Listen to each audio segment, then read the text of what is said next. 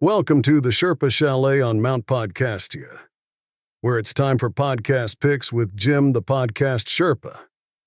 You'll get to hear about podcast recommendations for your podcast playlist, along with occasional interviews with other podcasters and video hosts. Now waiting for you is your host, Jim the Podcast Sherpa. He's just like you imagined. But don't worry. We'll make it up to you somehow. This week, on Podcast Picks with Jim the Podcast Sherpa, meet viral sensation Arthur Frischman, known to many on social media as the Long Island Sign Guy. Arthur's got fascinating stories about Long Island, New York, and about his life as a sign maker. As a matter of fact, he was kind enough to create a sign for the Sherpa Chalet. You'll know it's his handiwork when you see a sign that says caution. No talent ahead. That's a little too on the nose. Welcome to the Sherpa's Podcast Picks.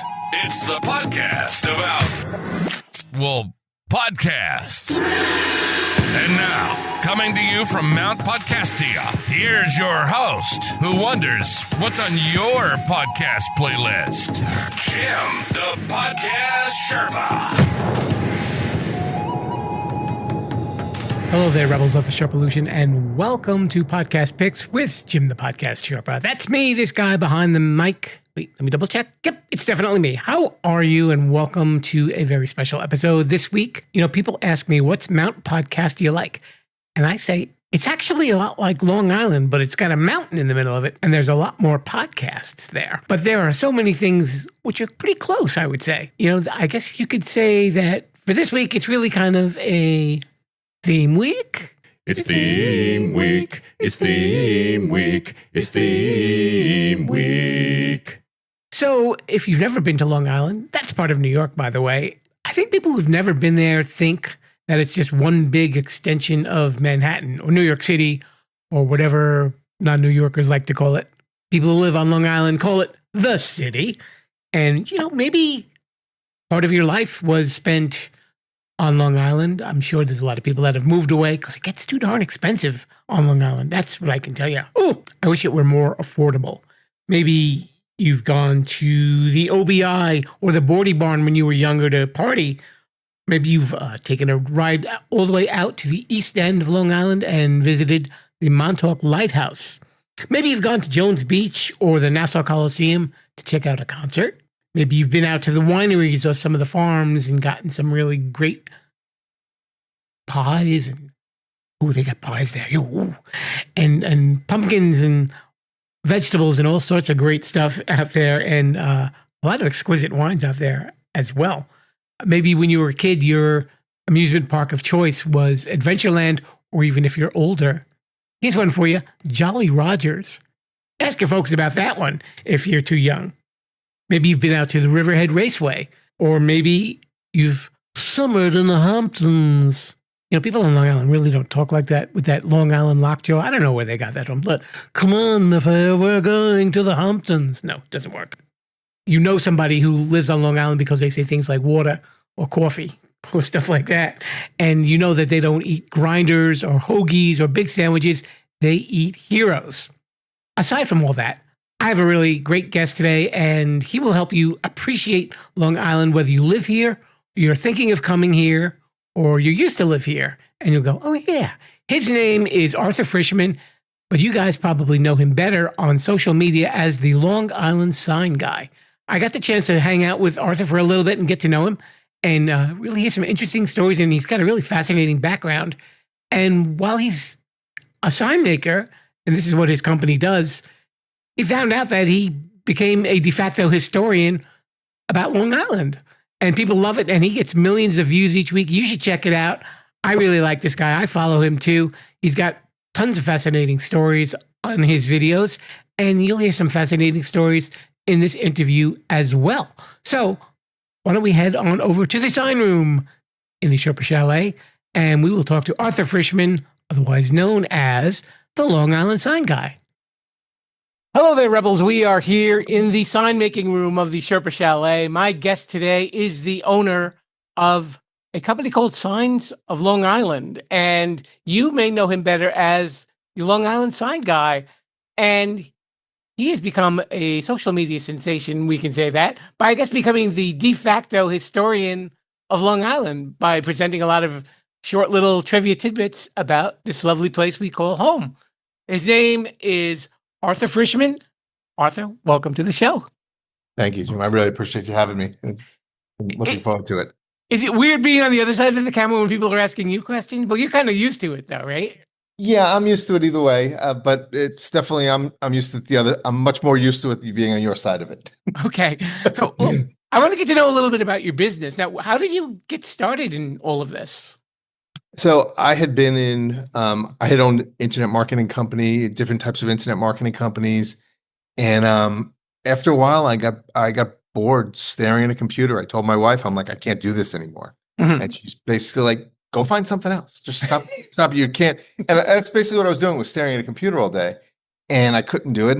And I went searching around and looked at really any type of business. I was looking for a local business, something where I actually got to meet people and talk to people. And a sign company came for sale, and I said, oh, let's give that a shot. And that was it. It's almost it'll be almost 3 years soon that we bought the sign company. So you would lock, stock, and barrel, and you guys really take it from the cradle to the installation, right? Everything, design and all that. Design, everything. We do it. We do the whole process.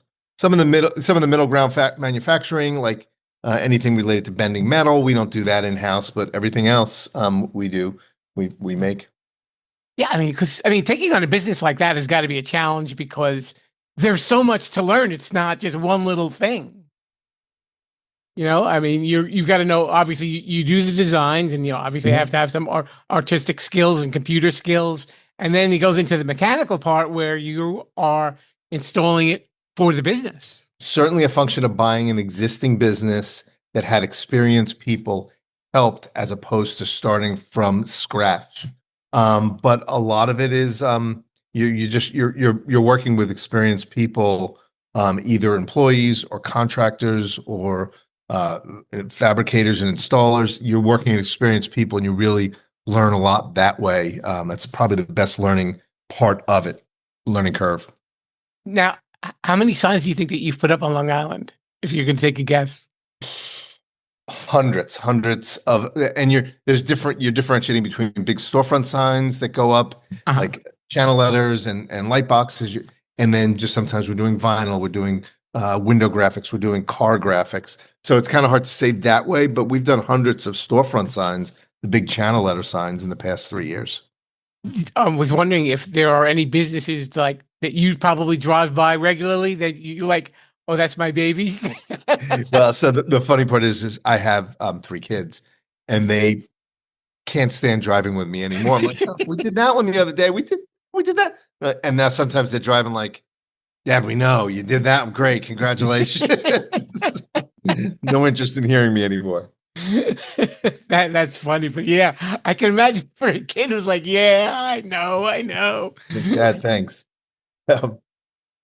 Is there a company that you would have loved to have worked for? If they said, design something for me? Is there a company that you'd love to work for? There are a lot of, I look at signs, and we do a lot of videos like this where I'll look at signs and I'll let them like, that's a good looking sign. It conveys the message. It's just good looking. Mm-hmm. And so the funny part is we are about to do a sign for a company, and the guy reached out to me, and I went to his location and talked to him. And I said, I did one of my that's a good looking sign videos on your sign about a year ago. And so literally he had a pylon sign, which was one of the signs out front of the building. Right. And he had that. And we just drive by. I'm like, that's good. It conveys a message. And I did a quick video on it. And a year later, he asked me to do more signs in the back, completely unrelated, but I sent him the video. I think that helped us get the job. So there's a lot of really good work out there that I like looking at, but not really looking someone that I wish I could do their sign more, but like looking at a lot of really good looking signs that are out there. Right. I guess so. So if they do call you, then it's like, that's when the good ideas are going to pop in your head. Exactly. We look and we do a lot of, my wife works with me, and we'll drive around. We're like, oh, that's ugly. oh, they really should do this. It's a little bit of it's a hazard of it's a little bit of a hazard, industry hazard, that you get that way when you're in the industry. You start. My wife's with me, and we drive around and we look, and we're like, that's bad looking. Oh, that's really good looking, and we go in and analyze it. But I'm pretty sure every sign person in the United States does the exact same thing we do. So. That's funny. But I guess, yeah, I mean, anyone in that sort of field, especially when you're dealing with a lot of clients, you'll notice things that a lot of people won't think about. You know, I talk to like people who are like audio engineers, and I always say to them, I said, you probably listen to music a lot differently than everybody else. And the answer has always been, yes, I do. I'm sure. You know, the bigger problem is that when we're creating signs that, you know, sometimes our signs are 20, 30 feet away from anybody. And as the person, like we put something down and we're the only one who would ever notice a slight offset or something moved or a coloring. And we're the only ones in the world that would ever notice it, or us and the other sign guys. Right. And we get paranoid and we redo things over and over again. It's only because we're sign guys and we're looking at it from that perspective. Yeah. But I guess it's always good though that you do kind of keep that in the back of your mind, because then at least when your clients are hiring you, they know that you're just not going to rush through something and that you're going to be conscientious about the job as well. I said to one of my guys the other day, and it's actually the worst thing we hear is people go, oh, no one will ever see that. And when you have fabricators, no one will ever see that. And they're right. And I'm like, except I will. Or I don't want to be the guy when someone takes that sign down in 10 years because they moved, they look and on the back of it, this says Long Island Sign Guy. And you're like, that does some shitty work. And I'm like, no, I want them to at least take down a good looking sign that was well made. So yeah, it's all about keeping the level of work up to what you would want.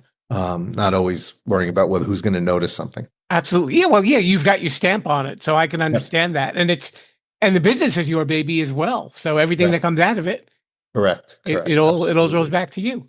So, and I don't know, if anybody's ever seen you, they got to follow you on social media because there's a lot of fun stuff going on. But I know that every once in a while you pull back the curtain and you show people really what's going on with your business. Absolutely. So, we do a lot of pretty much every sign that we do, in essence, either gets some sort of video associated with it if it's somewhat different, or it'll get at least, signs of the week that we've done all during the week. But we go in depth on how signs are built, how they're installed, all the differences on signs. We did a great one this weekend on window perf, and it really, we just happened to install window perf, which is vinyl on windows that from the inside you can see out, but from the outside you see images. And we did a really interesting video, and everybody's calling us like, oh, that's how that works. We really like that concept. So we explain a lot of the different components that you see. We're not looking at like, these are LED lights versus these are, nobody cares about that, but we explain a lot of the visual components that you see on signs. Yeah. Now, how did the Long Island history part become part of your whole groove?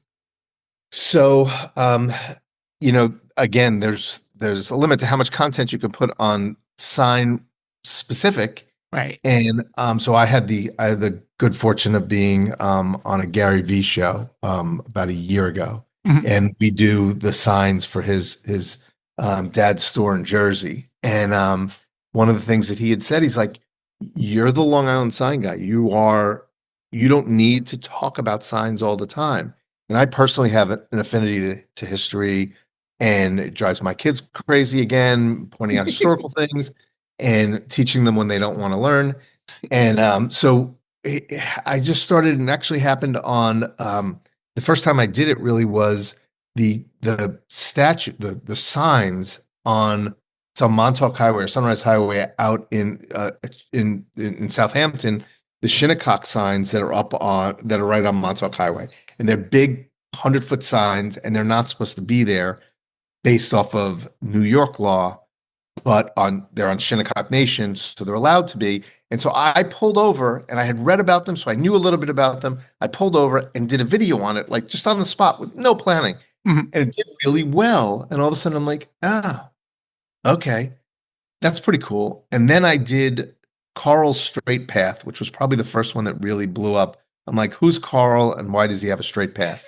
And that was probably the very first video that we did that really took off. And then I sort of realized we were onto something. And now we mix it in. It's a lot of Long Island. It's all Long Island related. Everything, while people around the nation reach out to us, everything we do is Long Island related, and it's always linked back at some way or another. I don't, and so it really targets my target audience, and that's how we get known. And didn't you mention to me that a lot of former Long Islanders actually reach out to you as well when they're checking out the videos? All over, like guys that I used to know, but people like there are people always tell me that, hey, my cousin in Chicago just sent me this, and like, I know him. He lives down the street from me. They'll send my videos about the things we do. And so that happens an awful lot. So really, but the one commonality is they're all Long Islanders or ex-Long Islanders is really where it is, and probably why it does so well. It's that group of people. Yeah. And I guess there are things about Long Island that are very unique. And I want to kind of talk about the fun stuff in a little bit.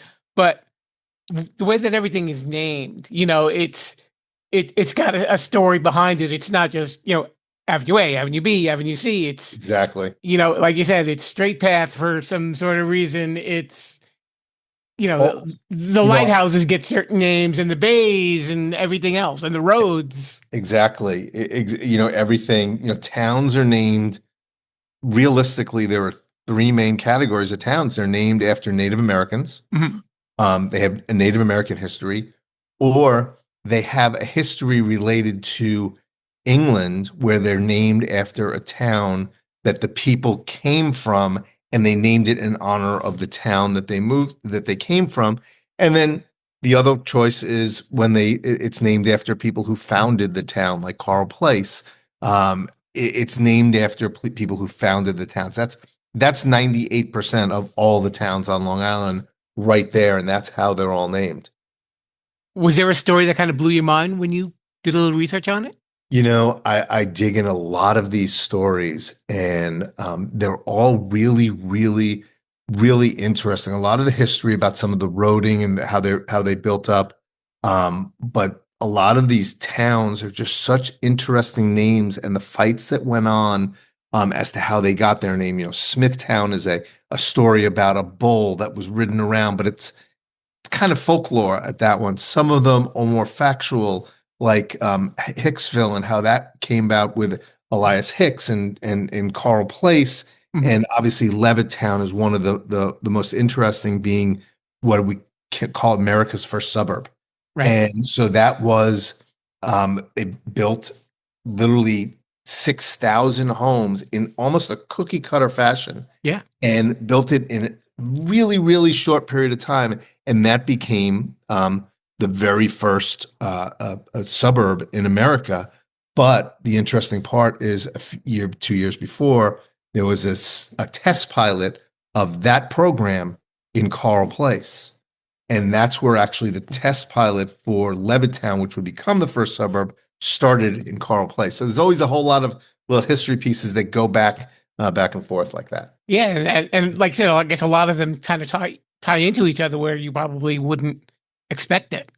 Correct. There's, we just did a story on a restaurant which you may have heard of, but has been gone for a while, is the Main Made Inn, which was a restaurant in Jericho.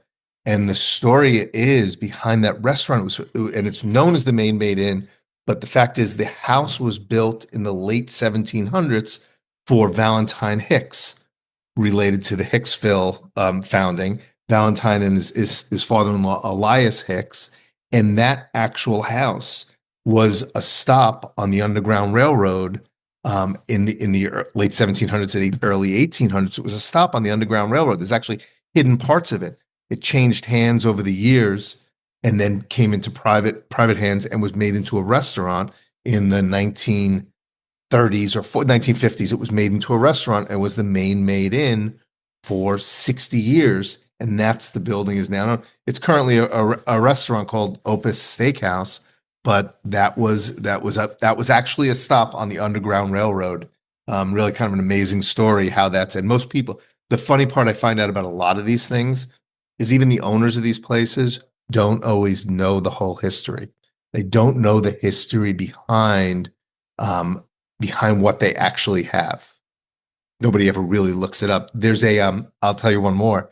There's Big Chief Lewis is if you've ever been on Merrick Road in Massapequa, I think it's in Massapequa. It's down on the South Shore. Okay. There's a 30-foot Indian chief sitting on the side of the road. He's standing there, and there's a few other statues with it. And it's on the building is called the Big Chief Lewis Building. And it was an insurance agency, a real estate brokerage agency that was at that location. And it was Big Chief Lewis, but nobody knows the story behind it. And the guy was actually, that was his nickname. Big Chief was his nickname when he was a broker in Brooklyn. Moved out to the island like many other people did, opened up Big Chief Lewis. He thought the promotion, a lot of those at the time, that those 20-foot, 30-foot statues were being built and used all over. The agency's long gone. The building still says Big Chief. The Big Chief is on the side of the road. When we posted it, relatives of his did not even know that was the whole story behind it and reached out on social media and thought it was an amazing story. Oh, wow. That's pretty cool. Yeah, it actually was. So. I'm really happy that, that your videos have taken off on social media and, and that you're really getting the attention that you deserve because, they are interesting facts. And like I said, we should be in touch with our history, really understand the origins. And I think sometimes that goes away, but it's good that you're really keeping that tradition alive. Now, if somebody wanted to move to Long Island, what would you probably sell them on? It's important. I just did one on why we don't leave. Yes, I saw that one. We actually, I think I think the biggest selling point is you don't go anywhere that you're not 15 minutes from a beach. Right. That's I'm like, you come here for that reason. There's such it's an amazing segue as you drive around town or drive around Long Island, all the different types of communities that there are all over Long Island. And the reason one of the reasons I really started to get into this was because I was driving down to Wantagh. I'm from the North Shore, and I was driving down to Wantagh. And as I'm driving through all these little towns, and I sound ridiculous, I didn't remember whether that was Merrick or Massapequa. I had never been to these towns before, right? Like I grew up on the North Shore. The South Shore was an other side of the world. I drive around all over Long Island, and there's such interesting stuff out there that people have no idea. Only the local people in that area know. And people don't realize that, a few miles away, there's all these great things going on. But it's so diverse. It's such a pretty area, especially when you're getting out to Suffolk County and all the way out. It's really nice scenic driving. There's a little bit of traffic, but we don't even bother talking about the traffic. Oh God, no. It's funny. In my video, I said, "Okay, it's traffic. Deal with it. Let's just move on. Let's not even talk about it. It is what it is." So, right. But yeah, I lived here. I moved away, and I moved back, and raising a family here, and so I think I love it here. Do you have a favorite place to go, or would you rather not say? No, something. It's funny is I ride my bike there all the time, and it's one of my because I grew up actually in this area, and we moved back, and I always go down to Crab Meadow Beach, which is and I hope nobody from Northport's hearing this, among one of the worst beaches in the world. It's rocky, it's horrible, but it's the beach that we went when we were kids. We hung out in the parking lot in high school. Now we go down and it's peaceful. It's North Shore, calm waters. Once you wade your way through the rocks to get to the actual water. I ride my bike down there all the time. So it's actually one of my calming places. That going out to Eaton's Neck. I love going out there. It's the whole North Shore, everything on the North Shore when you get above 25A. Is super congested, takes super long to get anywhere, but is so much more peaceful as you get further and further from 25A, as you get more and more north. Yeah, Beautiful. definitely. So, You know, I've said to people like when they move to Long Island, I'll say it's kind of hard to get lost here because there's always a major road somewhere. You might be like, I exactly. have You're going no to cross idea a where the hell highway in a minute. So, Yeah, so very true. but they have that, and so much has happened in the 20th century with the construction, the building, Yes. the roads, and how that's occurred. It really, if you look at the history of how Long Island was built up, it's amazing stuff. Like from how all the roads were built, how it was negotiated, how everything, and it was all done by Robert Moses in the 30s and 40s and 50s, and everything from the northern state, the southern state, all the roads going all the way out, the LIE, the parks. It's actually amazing the work that he did, even though he gets an extremely bad rap at this point. But he did such a phenomenal job. And the sad part about it is where there's so many pieces of Long Island were not complete. Were never complete because he started to lose a lot of his power, and he started to age. And a lot of things that he had planned and he had started were never complete. You look at the Seaford Oyster Bay was supposed to start at Ocean Parkway and go to Connecticut. Even Nichols Road was supposed to head way north. The LIE was supposed to go all the way out and was not supposed to stop until it got to Orient. So it would have been a highway all the way out to the bridges. There were multiple passes up to Connecticut. Even Ocean Parkway, the original plan of Ocean Parkway was that to go all the way out, all the way over Fire Island and come back up by West Hampton. And so that would have been a highway all along the south. And there was enough protests on that it stopped it. And you have the Fire Island federal seashore that there'll never be any building in that area. So, and a lot of these are good things that we've protected the environment, but we're stuck with very limited routes off of Long Island. And it's very problematic that we have no way to get off, very tough to get off of Long Island. And, some people say, we have two ferries. I'm like, well, that's not really a viable business solution. It's nice if you have a few hours to take, and I like doing that, but, not if I had to commute back and forth every day. Exactly. So, yeah. And it's funny that the issue of building a bridge from Long Island to Connecticut has been brought up all over again. And you, as you were saying in one of your videos, from the Connecticut side this time. Well, so Stephen Shapiro is a developer, and I've spoken to him a number of times in the past. I had actually done a video recently about there's 12 routes off of Long Island. And I was explaining them and how there was a plan put in place by Cuomo. Cuomo had done a study in the teens, 2017, 2018, about building an additional route off of Long Island north. And there wasn't a specific place laid out, whether it was Port Jeff or wherever it would be. It wasn't specifically laid out, but there was a cost between $30 and $40 billion, be a 14 or so mile bridge going over. And Stephen Shapiro is a developer up in Connecticut. And I had done this video, and it got a lot of attention. And one of his people reached out to me, and he and I have spoken. And hopefully I'm going to sit down and talk to him again later this week. But about getting that going and putting it up to the politicians to say, hey, and if at any point we have, or better or worse, we have a president in office, it would have to be federal, and we have a president in office that likes this type of growth. And so there's a reasonable chance that, well, if you're going to get it done, this would probably be the time to get it done. And I think and it's right in my backyard, but Sunken Meadow State Park is really the logical choice of the place to go. Because if you go to Port Jeff, if you have a drone through Port Jeff, there's no room up there. There's all historical buildings everywhere. At Sunken Meadow State Park, you have a highway basically going to the beach right now.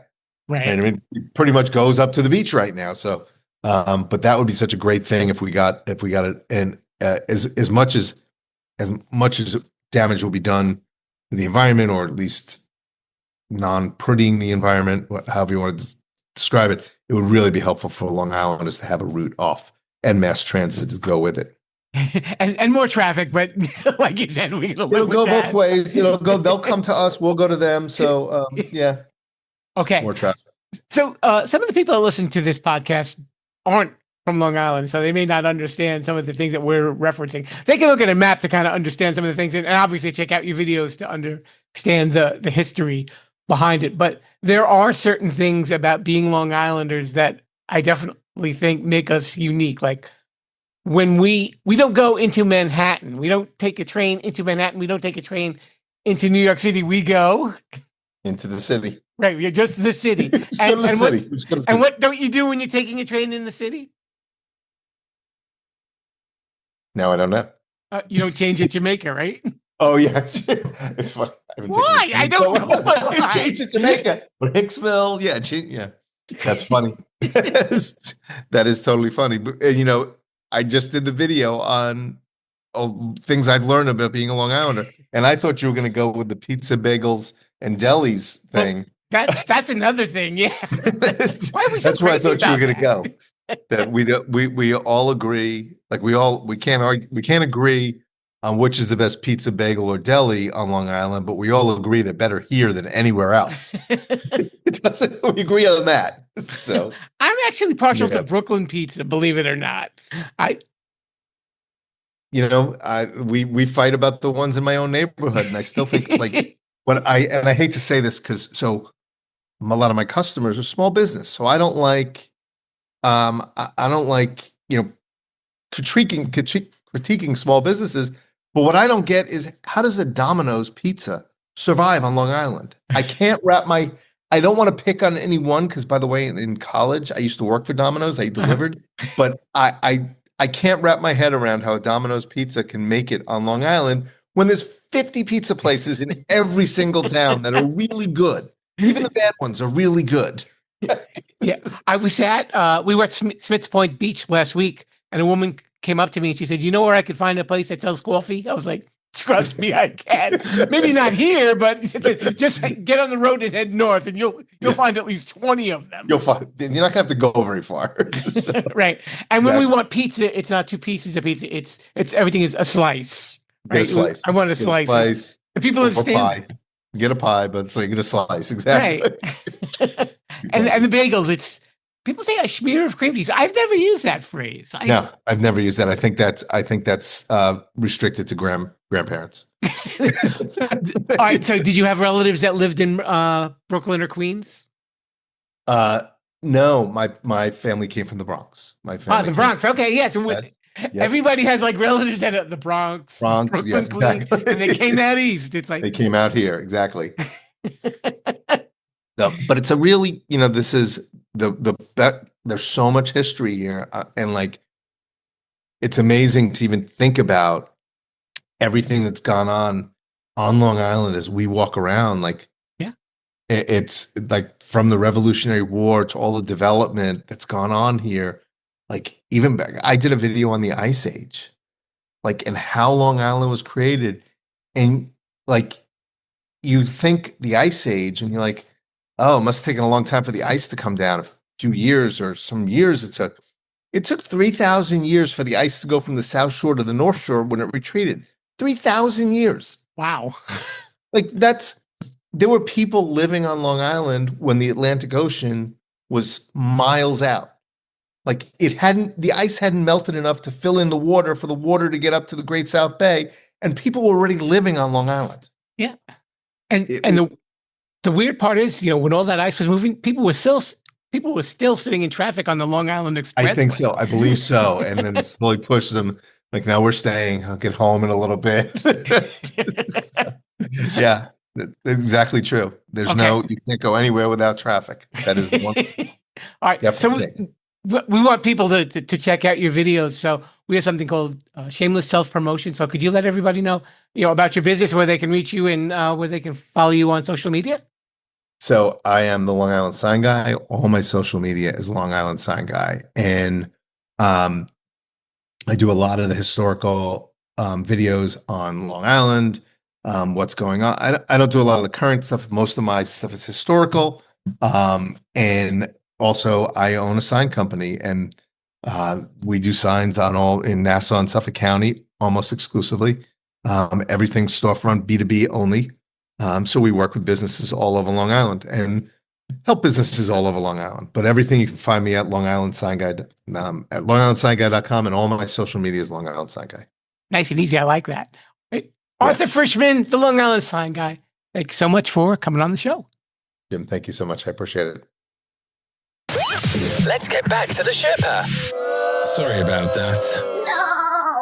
Thank you so much to Arthur, the Long Island Sign Guy, and be sure to follow him on social media because there's a lot of really cool stories that he's got to tell, and I'm sure there's even more that he will be sharing with you in the near future. You know, I also want to thank all of you listeners out there. I've been looking at my numbers and they've been going crazy. And I think a lot of people have been checking out the back catalog too, a lot of the older episodes, which is great. And you know what? There's another easy way to do that. If you subscribe to the show and you listen on Saturdays, we have Sherpa Selects, where you can hear all of my favorite shows from the first 7 seasons. That's pretty much the stuff that I recorded from 2019 through 2021 or 2022. There's a whole bunch of stuff. We'll be doing this for quite some time when I get them all caught up and on our YouTube channel, where you can also watch us. No video. You're welcome. We will be back next week with another show, and we'll find out what that's going to be. I know I've got some fascinating things in mind, and hopefully they will be coming to fruition for you to hear and to enjoy. So thanks a lot, and until next time, I say to you, Viva Long Island, and Viva La Sherpa-lution. Thanks for listening to the Sherpa's Podcast Picks. The podcast is now over. Please disperse and tell everyone about us. As long as they don't put us back in jail. Viva La Sherpa-lution!